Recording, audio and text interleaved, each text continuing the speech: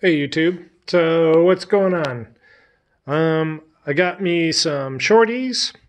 I need to put those in. The problem is I've got some standard length uh, Toyota spark plugs, something longer than those, already installed under the headers.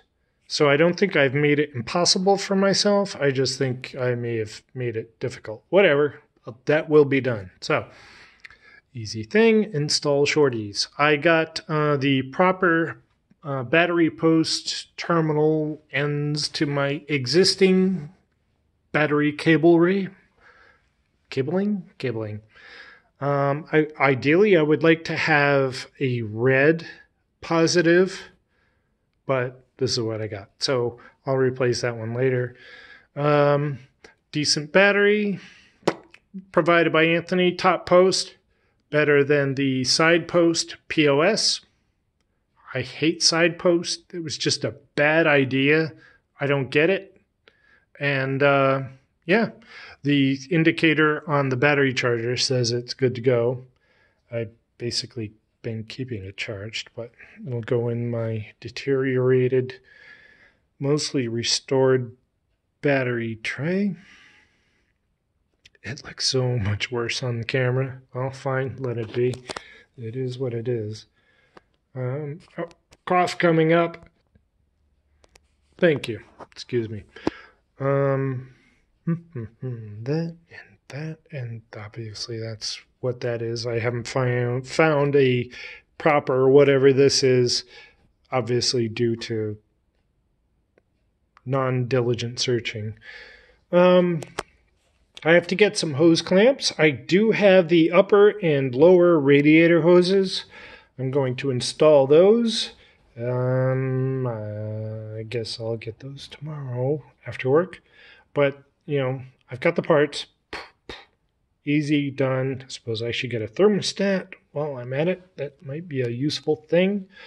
This and this are for the send and return, whatever you want to call them, lines for the heater box.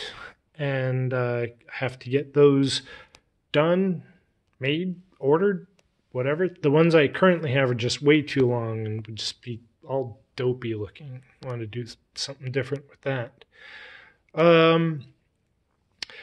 Oil pressure sensor has to be installed under here next to the oil filter.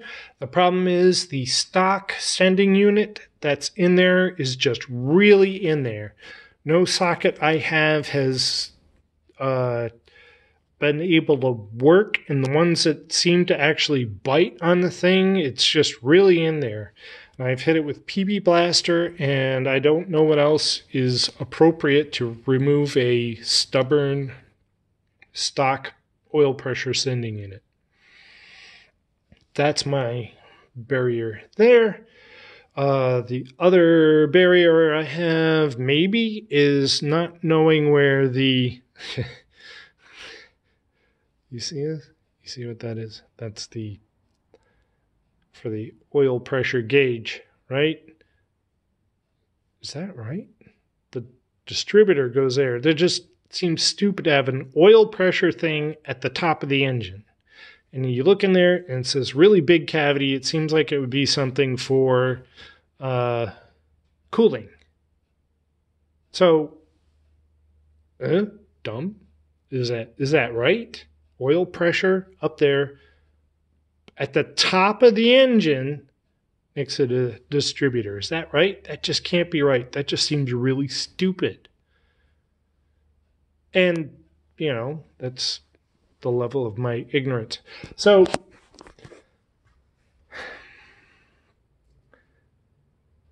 this stage of the project, upgrading the engine, doing stuff to this means you need to know stuff. Need to know shit. I know I've got a delicate situation with the cam in there. I've seen in the literature that went with the cam that don't just casually fire it up. When you fire up the engine, it better be for the purpose of braking in the cam. So it doesn't say why I would imagine it's some metallurgical thing. It gets to a certain temperature, and then it can be hardened in the proper configuration for its mating lifter. So, say hi. Tired. From your shift at the was hospital. Manchester and then Rockville. All right. Bye. Dinner is made. I will soon be in to tend to your every need. Yeah, whatever. You're doing that for the video. Yeah. Whew. Off the hook with that one. So, I said it in front of everybody, so it counts. What other crap? All right, so here's a question. I breezed over this in a previous video. The stock dipstick tube, I had to cut to get the header on. There's just no way to get the header on without cutting the tube down to at least this maximum length. Got the header on. Great, yeah. I'll worry about the dipstick tube later. And I was figuring it's probably not under pressure here like it says on the gauge, right? But it's got to be sticking into the oil cavity. So I don't know. It's just not under pressure here. Otherwise this thing would be going or at least leaking.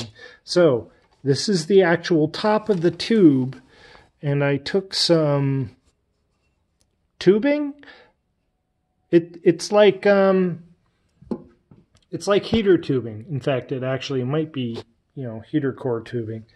It's very, rigid, holds this in place pretty well. So I've got that joining as a coupler to these two ends, just butt jointed. That's it. So I hope that's not a problem. It's very flexible and durable. I've got, like a good chunk of tubing on there. I hope that works. Coughing fit. Sorry, I'm allergic to public speaking. So, what else can I do with this? Trying to figure out the length of the fan belt, the belts I need. That I think I covered that anyway. I don't know. This is like take 4, so I'm confused about what I've covered and what I haven't.